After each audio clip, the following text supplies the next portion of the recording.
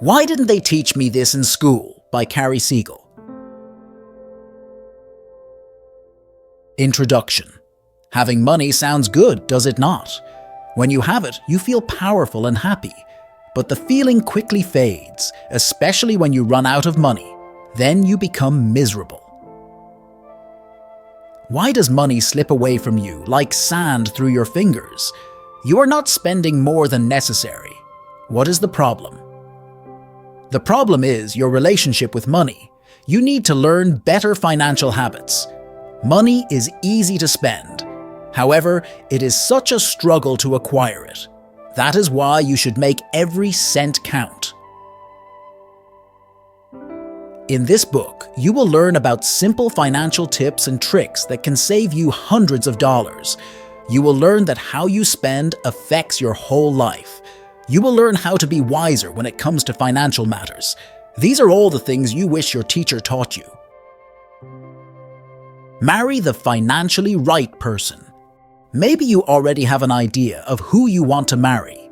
Maybe you have a list of qualities in your head that the person should have. Regardless, do not forget to add, he must be financially right to your list. The author is not saying you should marry someone rich, but you should find someone who has good financial habits. How do you know if a person has good financial habits? Look at how much the person spends on your dates. Dates are a good indicator of how a person spends his money. Suppose you go on a date with a guy called Harry. Harry is a gentleman. He is sweet and kind. Now, it is natural to show your best during the dating stage. But be careful if Harry overspends every single time. You might think he has a lot of money, but he reveals to you later on that he is drowning in debt. Be practical when it comes to your dates. Do not spend excessively. If you cannot afford it during dates, you cannot afford it when you are married. A lot of people do this. They only reveal their poor financial habits when they are married. Often, couples fight about this. Some even lead to divorce. If you date someone, talk about your money philosophy. It is an awkward conversation to have, but it is necessary, especially if you two are getting serious. Does your partner save every month? What does he think about assets? Is he in debt? You have to be honest about your financial lives. It helps you see if you and your partner are compatible in the long run. Having and raising children costs lots of money. Babies are cute. Children are adorable. These are facts that are easily accepted. But behind the cuteness lie lots of expenses. Yes, children can bring you joy. Lots of people find purpose in being a parent. You want to give them everything they want. But the simple truth is this: it costs tons of money to raise kids. Harriet is in her early 20s. Almost all of her friends have kids already. Harriet wants one too. She thinks about how much love and care she can give to her baby. But Harriet knows it is not easy. She gives herself 1 year before telling her husband about what she wants. During this time, Harriet thinks, she reflects on the expenses of raising a child. There is education, healthcare, food, clothing. Utility bills such as electricity will also go up. Not to mention, a child also has wants. The child will want to engage in a hobby or activity that will cost money. If you want to be a parent, you cannot afford to be selfish. After a year of thinking, Harriet decides she is not ready. The long-term financial implication of a child is too much for her. Her lifestyle is also not fit for raising a child. Raising a child is something you and your spouse should talk about a lot. Both of you should be physically, mentally, and financially ready to have one. Always live below your means. Successfully managing your money takes time and practice. Do you know why it is difficult to do so? It is because of instant gratification. People immediately want to buy something they desire. That is, even if they know they cannot afford it. Jeremy is a perfect example of this. Jeremy is obsessed with buying video games. When a new game is released, he immediately buys it. But he knows he cannot afford it. Jeremy also knows that he should be careful with his money. But this does not stop Jeremy from purchasing the game. Jeremy's friends and family are not surprised when he asks them for money. Jeremy is in debt because of his addiction to video games. Living below your means that you will always have extra money. You can use the extra money for emergencies. You can also use it for investments. Do not give in to instant gratification. You will never be financially secure if you keep buying what you want. It is okay to indulge in your wants once in a while, but be smart about it. You take away from your first couple of jobs, then you give. Do you remember your first job? Do you remember how you made a lot of mistakes? It is okay to admit it. We have all been there. First jobs are a learning experience. You are still new to the working force. This is the reason why employers benefit less when you are just starting. It sounds bad, but it is true. Employers are paying you to learn how the company works. It takes time to be productive and efficient. This is why young adults who go beyond what is expected of them get more benefits. Kara is a new employee at a business firm. She only does what is expected of her. In other words, Kara does the bare minimum. Alexandra is also new to the business firm, but she always goes beyond the bare minimum. Alexandra takes every opportunity to improve as a new employee. She takes advantage of the seminars offered by the company. She knows that this will be good for her career growth. Apply this to your financial mindset. The more you learn, the wiser you get. Do not just settle into setting aside money. Learn how to make your money grow. Spend just 1 hour each week learning about personal finance. This principle might be causing you to groan. You might not be eager to learn about finances and money matters, but if you want to be financially smart, you need to read up. Besides, what is 1 hour out of 24 hours? You can easily spend an hour scrolling through your Twitter feed. As part of his New Year's resolution, Ryan decided to learn something new. He just started a new job, and he wanted to be wise about his money. So Ryan spent an hour each day learning about personal finance. He read about it in online articles. He watched some YouTube videos about it as well. Ryan asked his uncle about his spending habits too. His uncle retired early and had a lavish lifestyle. It was not like Ryan was aiming to be a financial expert. No, he just wanted to be informed. 1 hour a day did wonders to his money management skills. If you add it up, 1 hour a day is equal to 365 hours a year. Ryan kept this up for years. Not only was he wise about his money, but he also learned how to make it grow. Principle 6. Develop a written budget and evaluate it every single month. You probably tried budgeting your money before. You stopped doing it because you could not keep it up. But this is a sign that you should do it again and stick to it. There is a reason why many people budget their money. It is because it works and it is highly effective. A monthly budget is developing, tracking, and analyzing your money. It helps you develop financial management skills. Developing a budget is listing down your income for the month. This could be your salary, bonus, or gifts from family. It is also listing down your expenses. This could include rent, utilities, car maintenance, food, savings, etc. Now, developing a budget should have two versions: your projected budget and the actual budget. The projected budget is how much you think you will spend in a month. You will do this at the start of the month. The actual budget is what you actually spend. You will write this down at the end of the month. Tracking your budget is easy. It is comparing how well you did for this month and last month. It is knowing if you are doing better at budgeting or not. Analyzing your budget is looking at where you spent the most money on. If it is not a necessary expense, it is wise to take note of it. You should always make sure that you are living below your means.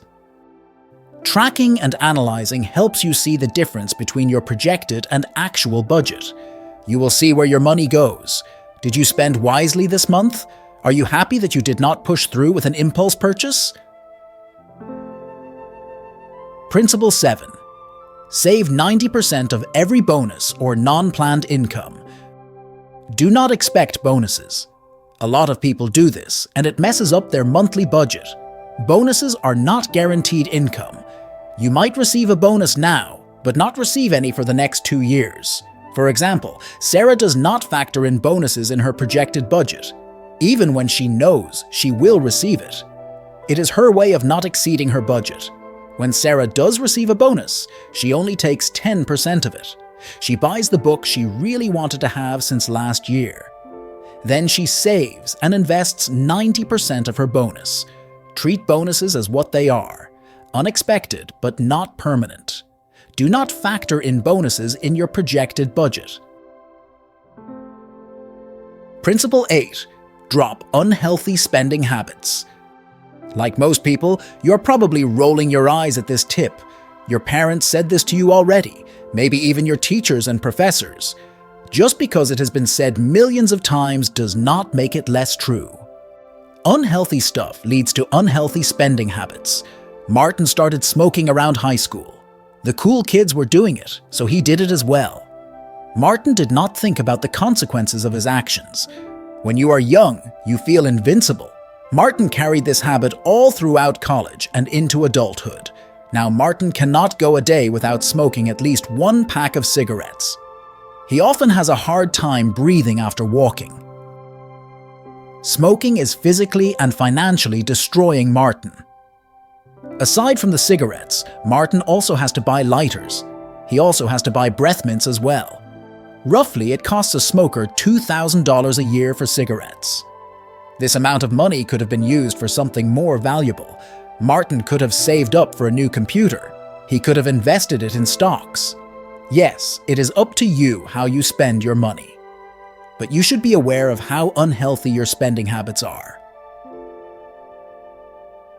Principle 9. Review and keep all your receipts. The author Cary Siegel himself follows this principle religiously. It takes a lot of discipline. However, it is totally worth it. You can save a lot of money by reviewing your receipts. Here is how Cary does it. He puts receipts into 2 categories. That is, low-ticket and high-ticket receipts. Low-ticket receipts are expenses under $100. It could be a quick run to the convenience store. It could be a last-minute decision to fill your gas tank. These small purchases add up. You just fail to notice it.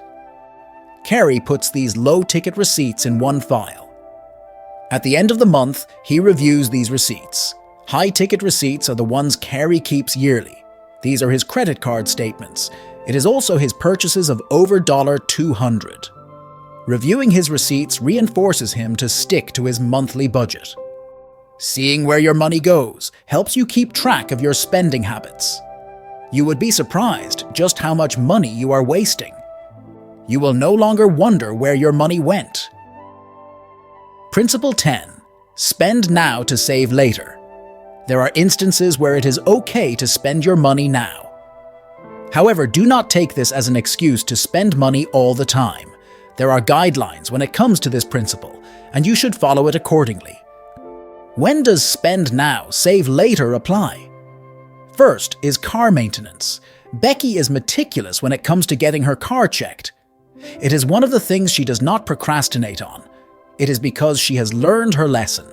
Years ago, Becky's car made a strange noise. She ignored it for weeks. This procrastination led to her car breaking down. The mechanic said that the noise was a warning. Becky's car would not have been as damaged if she had it checked earlier. Second is fitness equipment. It is worth it to invest in high-quality fitness equipment. Ryan decided to buy cheap ones. It broke only a few weeks later. This resulted in Ryan spending twice than usual. If he bought high-quality equipment right away, he would have saved money. Third is healthcare. It is wise to get yourself checked every year, whether it be a physical, eye, or dental exam. If there is a problem, you can put a stop to it early on. It's just like how Becky could have prevented her car from breaking down. Prioritize what you should spend on. If you spent money on something now, would it save you money in the future? Principle 11. It's okay to buy generic grocery drug products, and doing so saves you lots of money. There is no shame in buying generic products. In fact, the majority of generic products are produced by major brand manufacturers. It is a way for them to gain profit either way. Sonia is all about brands. She makes sure that everything that goes inside her grocery cart has a label. Meanwhile, Linda does her research. She finds out that some generic products are equal to branded ones. Linda, being aware of this, saves lots of money. She even has extra to buy something that she wants. Sonia, on the other hand, always exceeds her budget. She is wasting money just for the brand. Principle 12. Learn how to fix things. Are you guilty of saying the following things? I cannot repair anything, or I will ask someone to fix this instead. How about, I won't bother trying since I do not have the ability to fix it anyway? There is practicality in learning to fix things. The money you spend on hiring someone adds up. Ronnie used to call a repairman immediately when something gets broken. It could be a hole in the roof. It could be a leak in the faucet. Ronnie was not rich, but he spent lots of money on these small repairs. Then one day, Ronnie stumbled across a YouTube video. It was a tutorial on how to replace a bike's tire. Ronnie suddenly remembered the expensive bike he bought last year. It was gathering dust in his garage. He did not use it since it had a flat tire. After watching the video, Ronnie was surprised. He learned how to repair the expensive bike's tire, and it was easier than he expected. He successfully changed his bike's tire. This experience encouraged Ronnie to look up more tutorials. He learned that he could fix things by himself. This willingness to learn saved him lots of money. Principle 13. Use cash as often as possible. It is so easy to spend money when it is not in the form of cash. Ray uses his credit card all the time. Why bring cash when he can easily just sign a piece of paper? But this payment option leaves him stressed. Ray does not feel his overspending at first. He only feels it when his credit card statement arrives.